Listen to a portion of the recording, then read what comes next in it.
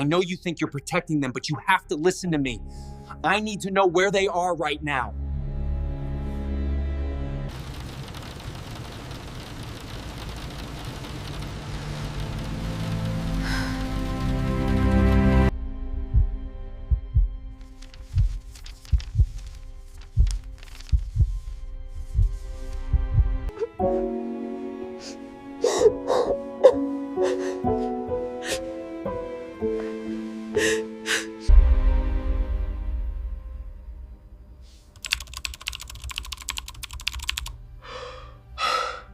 This can't be happening. They can't do this to us.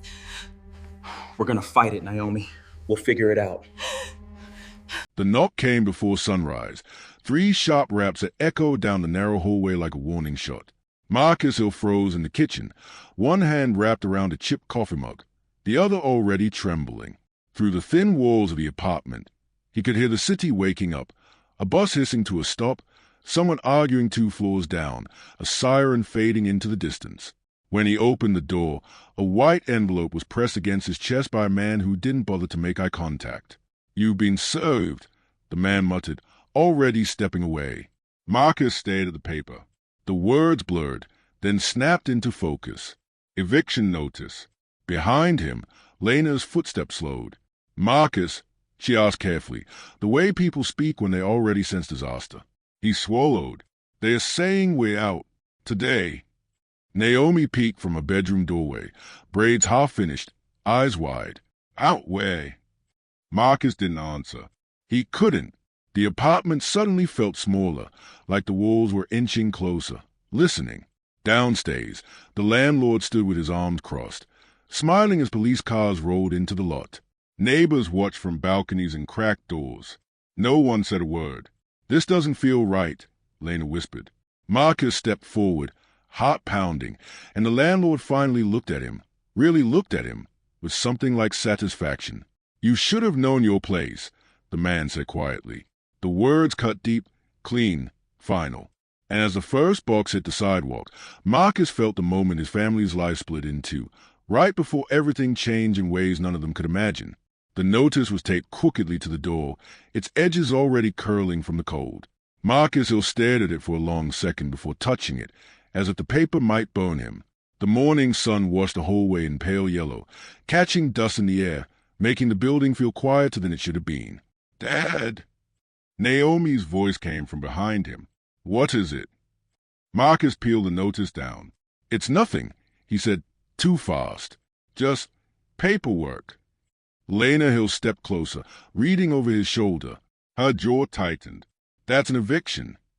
Marcus swallowed. "They can't. Rent's paid." Naomi hugged her backpack to her chest. "We got to go to school." "I know," Lena said softly. "Go wait by the stairs." When Naomi left, Marcus folded the paper, then unfolded it again. A bold red date stared back at him. Today. He knocked on Mr. Keller's office door downstairs. The landlord didn't invite him in, just leaned in the doorway, arms crossed. "Morning," Marcus said. "There's been a mistake." Keller smiled thinly. "No mistake. Property's been sold." "You didn't tell us." "Didn't have to." Marcus felt heat climb his neck. "You can't put us out with no notice." Keller shrugged. "Court orders on the way." "Today?" Marcus asked. Keller's eyes slid past him. "Already done. You people always wait till the last minute." That line landed hard, sharp as glass. Outside, Lena was on the phone with legal aid. "They said they'll call back," she whispered. A police cruiser rolled up before the call ended. 2 officers stepped out. One didn't look at Marcus at all. "Sir, we're here to enforce a lawful eviction." Marcus laughed once, short and disbelieving. "There's no order." The officer tapped his tablet. "There's now." Naomi clutched Lena's hand. "Mom." "Pack essentials," the officer said. "You have 30 minutes." Marcus opened his mouth, then closed it. Around them, neighbors watched from behind curtains. No one spoke. As they carried boxes to the sidewalk, Marcus felt something crack inside him. This wasn't just losing a home. It was being erased. Lena squeezed his hand. "We'll be okay." Marcus nodded, though he didn't believe it. Across the street, Keller locked the door and smiled. 24 hours began ticking down. The sidewalk felt colder once the boxes were stacked and labeled in black marker. Marcus stood with his hands shoved into his jacket pockets, watching cars pass like nothing had happened. Lena ended the call and shook her head. Legal aid says they're overloaded. They'll review the case. When? Marcus asked. She didn't answer.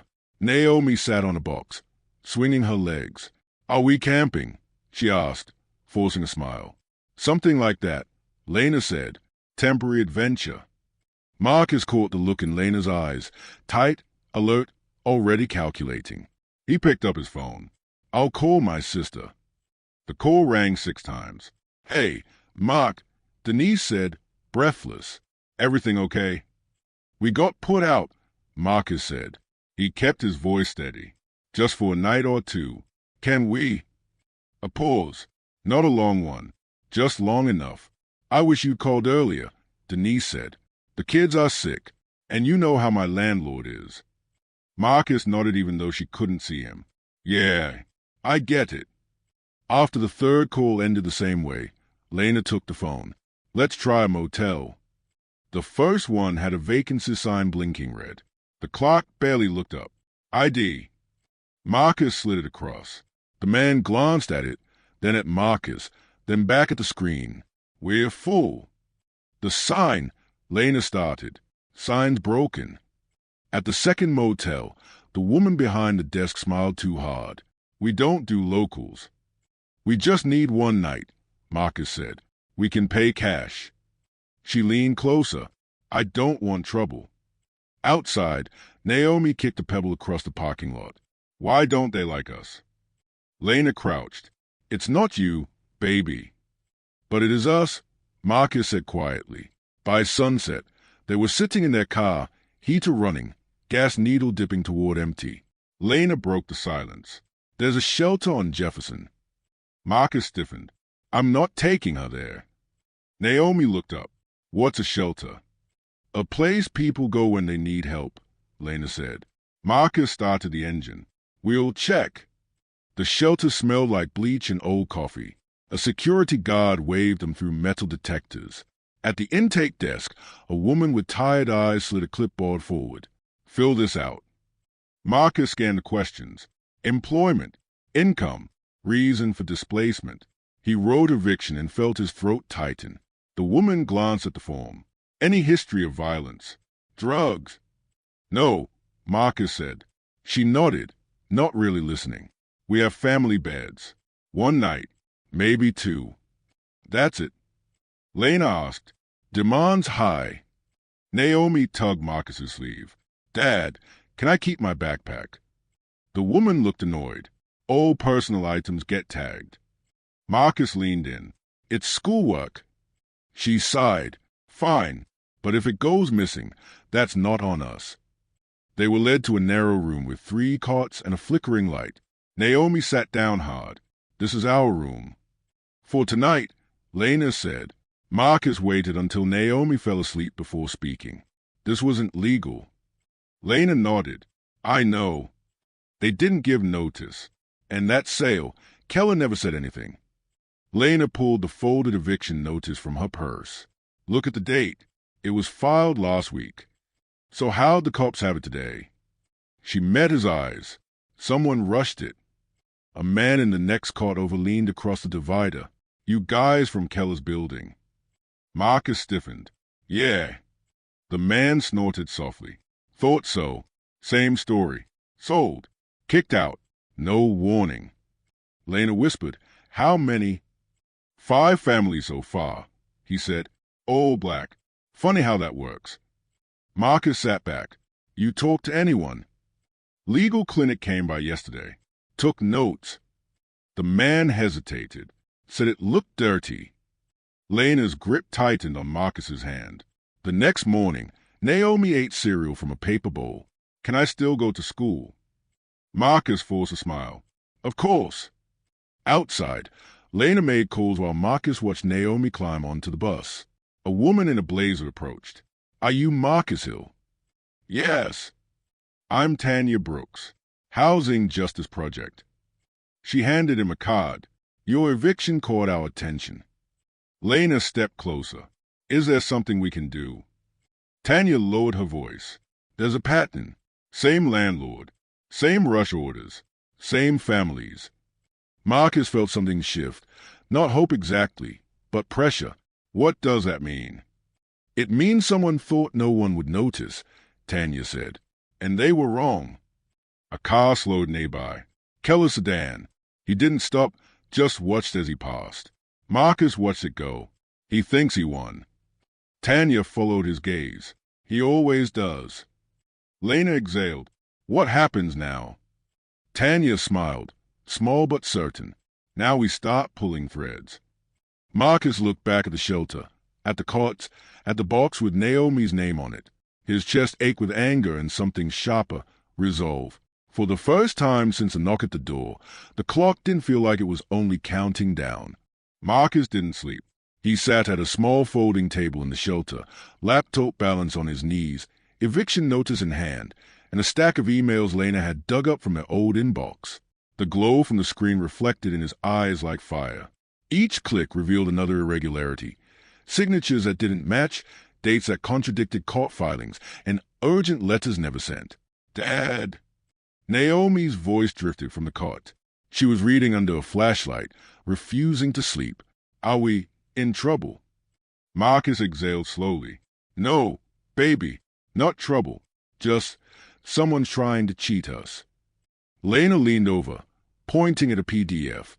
Look, this email says Keller requested a rush eviction last Thursday, but the court filing is stamped Friday. That's illegal, Marcus said sharply. They can't process it before the paperwork is official. Lena nodded. Exactly. And see this. She tapped another file. They labeled us as high-risk tenants. Why? Because we complained about mold last year. It's like they made an excuse. Marcus's hands trembled, a mix of fear and rage. It's systemic. This isn't just us. I know, Lena said. We need a lawyer, but legal aid is overwhelmed. Then we find one outside the system. Marcus clenched his jaw. Someone who'll actually fight. Hours passed. Calls went unanswered. Emails bounced back, and yet Marcus refused to quit. Finally, a voice answered. Marcus Hill. A tired, clipped tone. This is Rachel Turner, attorney. Legal aid forwarded me your details. Yes, Marcus said, trying to steady himself. We've been evicted illegally. I have documents, evidence. We need. Slow down, Rachel said. Start at the beginning. Marcus exhaled. Last night, police showed up at 7 a.m., delivered an eviction notice, no prior warning. My family, wife, daughter, were on the street within 30 minutes. There was a pause. Then Rachel's voice, softer. That's fast. Most landlords don't get away with that. Did you keep everything? Yes, Marcus said, holding up the stack. Emails, notices, texts. Rachel sighed. I'm burned out, Marcus. I deal with eviction cases daily. Most fall apart because landlords hide behind paperwork. But this sounds different. I'll review the documents. Be honest, how many others were affected? 5 families so far, all from the building. Same story. Same pattern. And he hesitated. All black families. Rachel's tone tightened. That's important. Important. Marcus repeated. It's proof of discrimination. It's illegal. It's... Calm down, Rachel interrupted gently. You have evidence. That's a start. The night stretched long. Lena and Naomi slept fitfully while Marcus and Rachel pored over scanned letters, court filings, and Keller's emails. The thread connected like a spider web, delicate but undeniable. Property sales pushed through without notice, families targeted, city officials copied in email chains, signatures forged. At 2 a.m., Marcus sank back, rubbing his temples. How can anyone do this? How can he get away with ruining people's lives overnight? Rachel's reply was quiet but firm. Because most people look the other way. But not us. Not this time.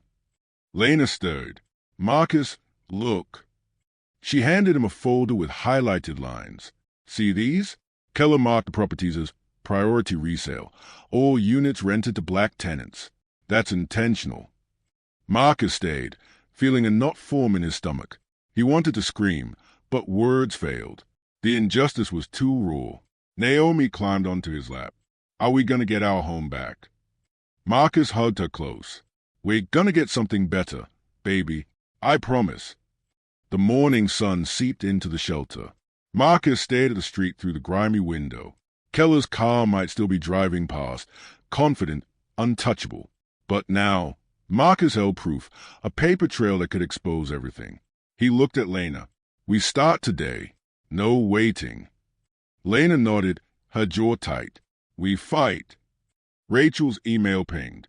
Initial review complete. We have grounds. But it's messy. Prepare for resistance. Marcus exhaled, the first flicker of hope battling the exhaustion. The hills were down, yes, but not defeated. Every unfair paper, every manipulated signature, every silent witness on the street was a thread they could pull. One tug and the whole scheme might unravel. As he gathered the documents, Marcus thought of Keller laughing the previous day. That smirk would haunt him. But now, for the first time, Marcus imagined a different outcome. Not revenge, exactly, justice. And maybe, just maybe, Naomi would grow up in a world that saw her worth. The phone rang. Marcus answered. Hello. Marcus, a voice whispered urgently. It's Tanya Brooks, the Housing Justice Project. You won't believe what I just found about Keller. Marcus gripped the phone tighter. The case, the fight, the world they'd lost and might regain, all of it hung on the next few words. Marcus could feel the weight of the city pressing against him as he walked to the cafe where Tanya had arranged to meet. Cars honked, sirens wailed, and somewhere, someone was arguing over rent they didn't have. He gripped the strap of his backpack, the eviction notice still folded inside like a scar. Tanya waved from a corner table, her laptop open and papers spread like a battlefield map. You're late, she said, not unkindly. Traffic, Marcus muttered, sliding into the seat across from her. Naomi clung to Lena's side, exhausted but alert, like a small witness to injustice. Let's get to it, Tanya said, clicking the first file. Keller isn't just a landlord. He's part of a network, developers, city officials, even a few banks, that target black tenants for quick turnover. They mark properties as priority resale, then push families out under pretext like non-payment or safety violations. Marcus felt his chest tighten. You mean this isn't random? Not at all. Tanya pulled up an email chain. Here's Keller talking about maximizing profit on minority-occupied units. He even CC'd the city housing inspector. It's all documented. Lena's hand trembled as she scrolled. How can they do this? How is this legal? It's not, Tanya said. But when institutions collude quietly, it becomes extremely hard to fight unless someone exposes a whole network. Marcus stared at Keller's name, imagining the thin, smug smile, the sense of untouchable control. I want to confront him, face to face. Tanya shook her head. Not yet. That's dangerous. He's powerful, influential, but you can gather more evidence, publicize, and make sure the story can't be buried. Marcus's jaw clenched. He thinks he can erase us overnight. I want him to feel the consequences. Lena reached for his hand. Consequences, yes, but not revenge. Let's be smart. Tanya nodded. Exactly. We expose him methodically. Emails, witnesses, official filings. Each piece adds weight. He's counting on you being too intimidated to act. That ends today. Later, they walked toward the old neighborhood, just to see the apartment building from the curb. Keller's SUV was gone, but the sign for luxury condos coming soon was posted at the lot entrance. Marcus's stomach turned.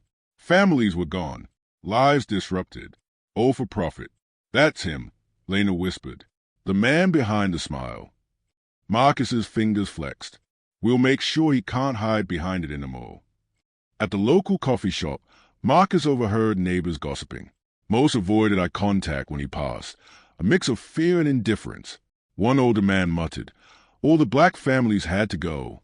That's just the way it is. Marcus felt rage coil inside him. Not today, he whispered. That night, Marcus received a call from Rachel Turner. We need witness statements, she said. Do you know anyone from the building who's willing to talk? Marcus hesitated. Fear and loyalty tangled. Some are scared. They think Keller will retaliate. That's why we protect them, Rachel said firmly. We can't do this without multiple voices confirming the pattern. Meanwhile, Naomi had drawn on a scrap of paper a crude sketch of a house with smiling stick figures. Marcus looked at it and felt a pang. He imagined her childhood derailed, her innocence overshadowed by the fear of being targeted for skin color. The next morning, Marcus and Lena returned to the shelter with documents, photos, and testimony. Tanya was already there, working on her laptop. I've contacted a few journalists, she said.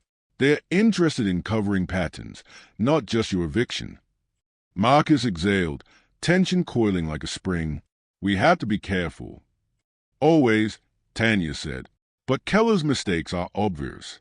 Emails, signatures, rush orders. He's sloppy, and that's our advantage. Lena bit her lip.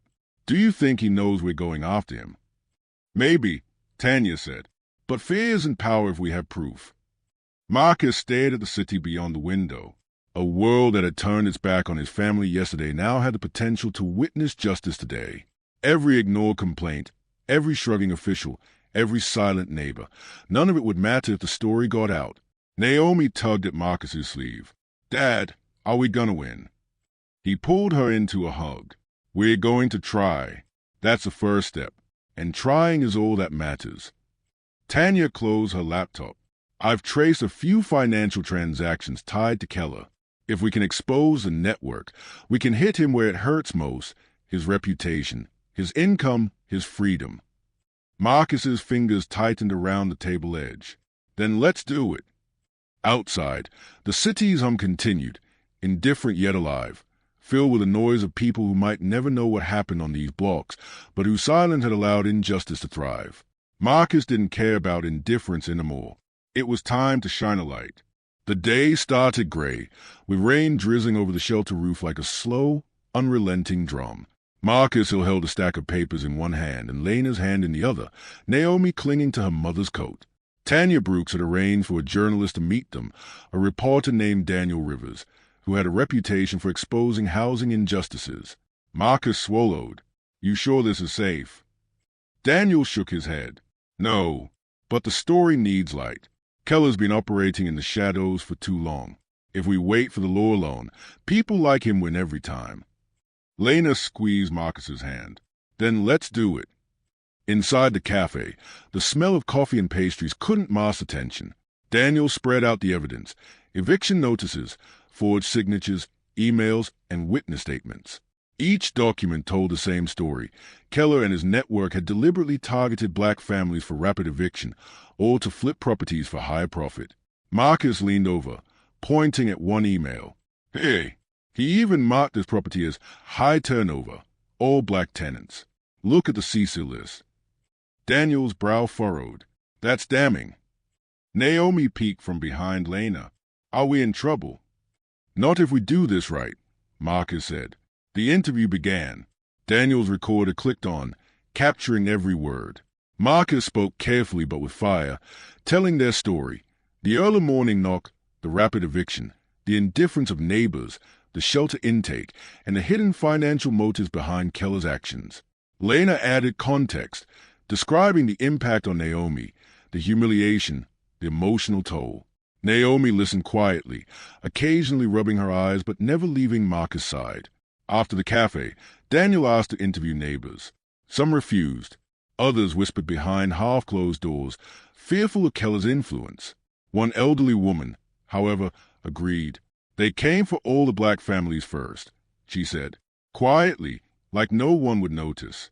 Some of us wanted to speak up, but we were afraid. We didn't want trouble. Marcus felt a rush of anger, but also resolve. Fear had ruled for too long. Back at the shelter, Daniel began drafting the article. Every sentence highlighted systemic bias and abuse of power. The Hill story was no longer isolated. It became emblematic of a broader pattern. By evening, Social media lit up. Hashtag circulated. Hash housing justice. Hash black eviction exposed. Hash Keller accountability. People shared experiences, amplifying the narrative. Some comments were supportive, others skeptical, but Marcus didn't care. Visibility was power. Meanwhile, Keller's office was in chaos. Calls from journalists flooded in, investors asked questions, and the city inspector had to respond to repeated complaints. His network, once quiet and secure, now faced scrutiny. Tanya leaned over Marcus' shoulder. "They are feeling it," she said, "but don't let it make you complacent. We're just getting started." Marcus exhaled, fatigue and relief battling inside him. "I can't believe it. After everything." "You can," Tanya said. "You have evidence, you have voices, you have the law on your side. Now it's about sustaining the pressure." Lena looked down at Naomi.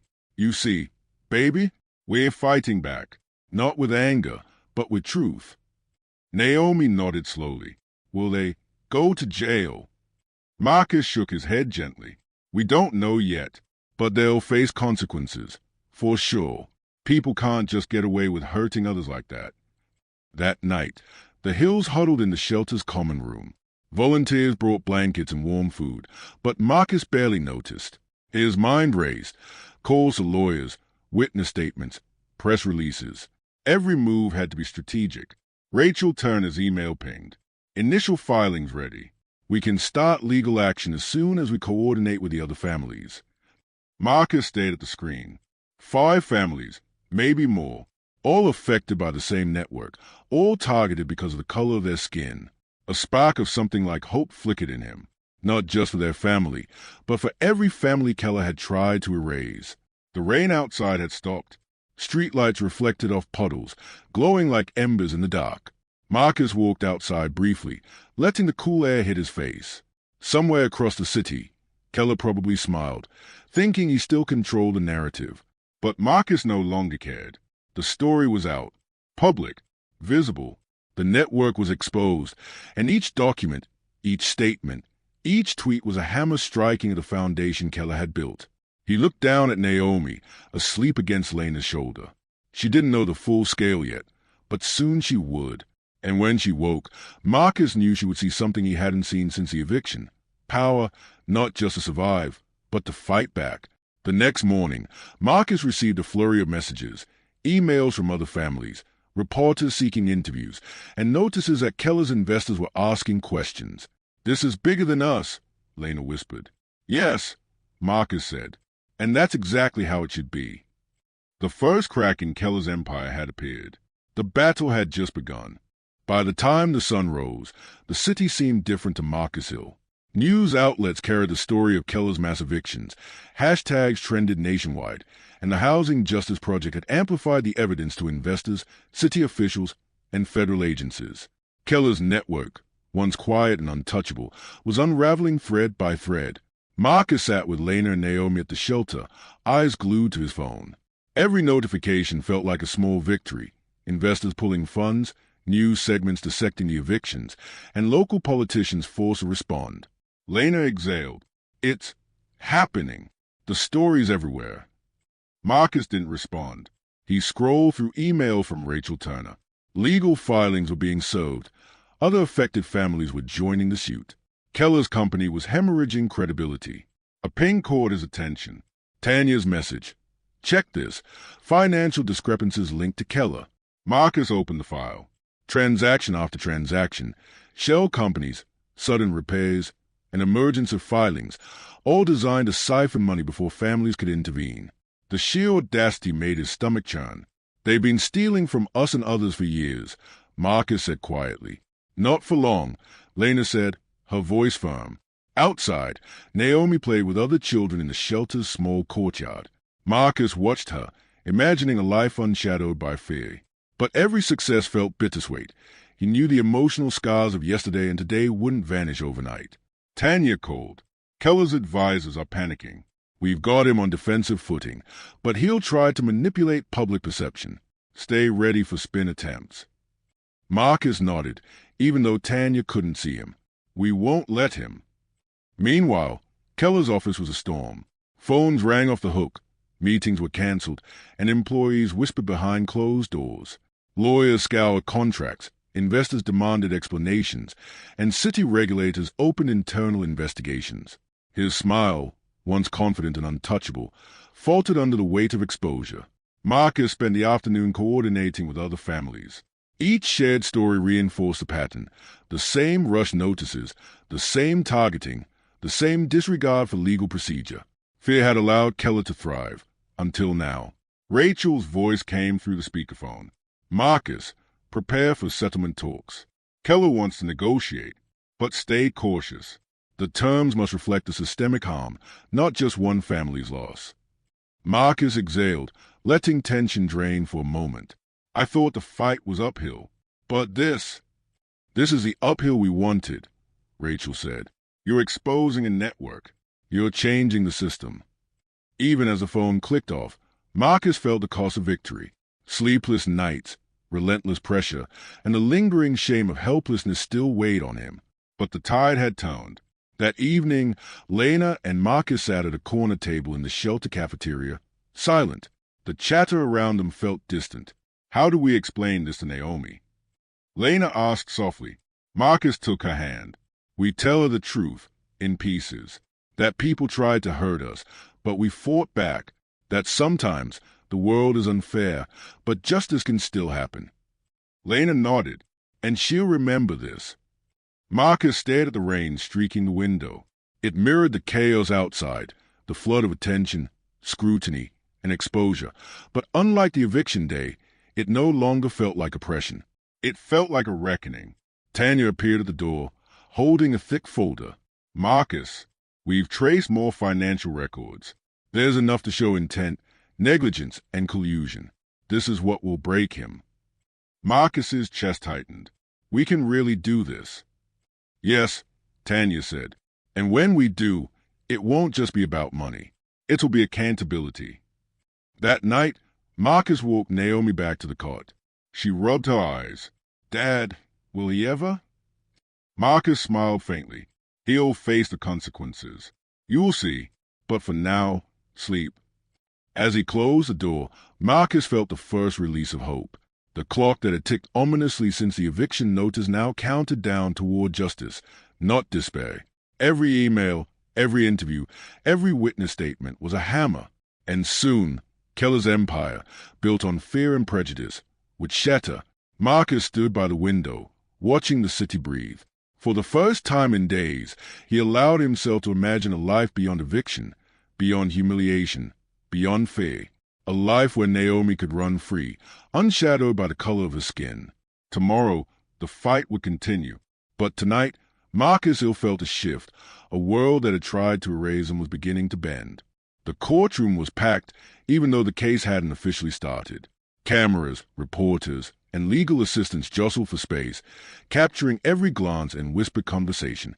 Marcus ill sat beside Lena and Naomi, hands clasped tightly, feeling the weight of every sleepless night, every humiliation, every small, cruel step Keller had taken. Rachel Turner leaned over. Today's not just about documents. It's about exposure. Every witness, every email, every discrepancy, they're all here to show intent. Marcus nodded.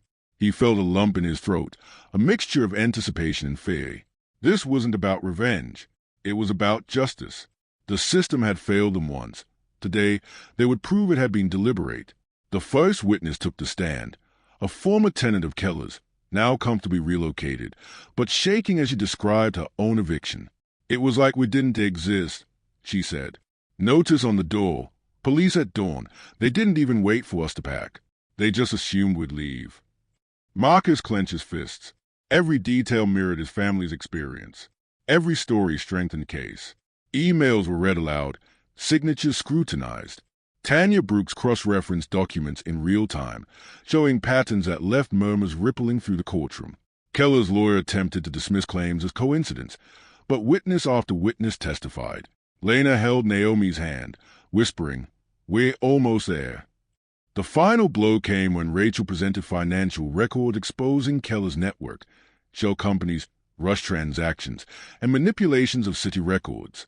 The judge leaned forward, eyes narrowing. Marcus could feel the room tilt, the momentum shifting. Outside, reporters tweeted updates in real time. Investors canceled meetings. Keller's office was flooded with calls demanding explanations. His carefully curated image of control began to crumble, and Marcus felt a quiet, hard satisfaction. Not triumph, not gloating, but the validation of truth. Hours later, the settlement was announced, a life-changing payout for Marcus Hill and other affected families, alongside legal action that would restrict Keller from managing properties. The courtroom erupted with whispers, phone clicks, and hurried notes. Marcus exhaled, feeling a tension he hadn't realized he was holding. Lena rested her head against his shoulder. "It's over," she whispered, though Marcus knew it wasn't. Not really. Trauma lingered, as it always did. But for the first time since the eviction notice, he felt relief. Naomi clutched a folder of documents detailing the settlement. "We did it," she asked softly. "Yes, baby," Marcus said. "We did it." Later, outside the courthouse, the city seemed quieter, the noise muted. Marcus watched Keller's sedan inch past, now cautious, restrained. His smirk was gone. The man who thought he could erase families overnight had been exposed, restrained, and forced to answer for his actions. Marcus realized a victory came with an emotional cost. Nights of worry, humiliation, and fear couldn't be undone. But standing beside Lena and Naomi, he knew they had reclaimed something far more powerful: dignity. That evening, as they walked to the temporary apartment funded by the settlement, Marcus reflected. The world had tested them in the harshest way, but they had survived and turned injustice into accountability. He understood the fragility of life and justice, yet felt emboldened by the truth. When people refuse to be silent, even the most powerful can fall. As the city lights flickered on, Marcus held Lena's hand tightly. "We're not the same family that left our apartment yesterday," he said. "No," Lena said, squeezing his hand back. "We're stronger." Naomi skipped ahead, laughter ringing clear in the air, unshadowed by fear. Marcus smiled, letting himself feel a rare moment of peace. 24 hours had changed everything, but the real victory was the knowledge that justice, once set in motion, could not be ignored. And somewhere, Marcus knew, the ripple of their fight would protect other families, other children, from the cruel indifference they had faced. Months later, the Hills stepped into their new home, a place that smelled of fresh paint and possibility. The walls were bare, boxes stacked neatly in corners, but the silence was comforting. No eviction notices, no threatening calls, no judgmental neighbors watching from behind blinds. Just walls that belonged to them. At last. Marcus ran a hand along the smooth countertop, imagining Naomi's laughter echoing here every day. Lena unpacked dishes, humming quietly to herself, a rhythm of normalcy that Marcus had almost forgotten existed. "Feels different," Naomi said, twirling in the living room. "Like it's ours." "Yes, baby," Lena said. "Yours, ours, all ours." Marcus stepped to the window, looking out at the quiet street. It was peaceful, almost deceptively so. He remembered the block they had lost, the cracked sidewalks, the indifferent faces, the landlord's smug smile. It haunted him still. Trauma lingered like a shadow, a reminder of what they had endured and the fragility of safety. Rachel Turner had finalized the settlements.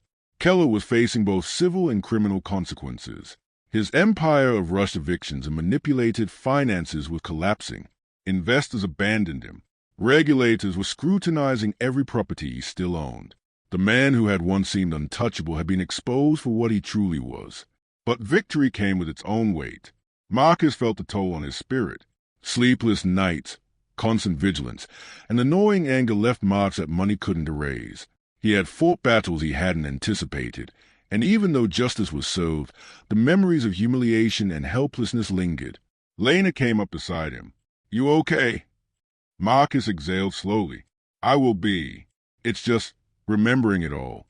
The fear, the silence, the way we felt erased." Lena nodded. "I know, but look at what remains. We survived. We're still standing. And we rebuilt." Naomi ran past, a trail of energy and light.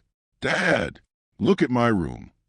Marcus smiled, letting himself be pulled into her joy. For a moment, he allowed himself to forget the pain, to bask in resilience and love. The hills had reclaimed their home, but more importantly, they had reclaimed agency. The story of their eviction, once an instrument of oppression, had transformed into a symbol of resistance. Other families had followed their fight, inspired to speak up, to demand accountability. Their courage had rippled outward, changing more than just their own lives. Marcus stepped outside, the sun warming his face. The neighborhood was quiet, the street safe for the first time in memory. Children played, unaware of the battles waged just blocks away months ago. Marcus watched, a deep sense of purpose settling in his chest. He knew the scars would never fully fade. The fear, the injustice, the betrayal. But what remained was stronger, the family's bond, their resilience, and the knowledge that they had faced a system built to crush them and had emerged not just unbroken, but victorious.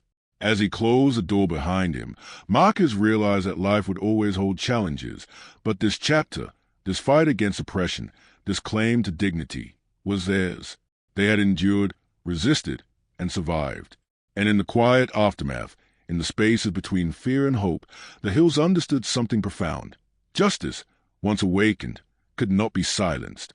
The city moved on outside, indifferent and bustling, but within these walls, the hills had carved out a sanctuary.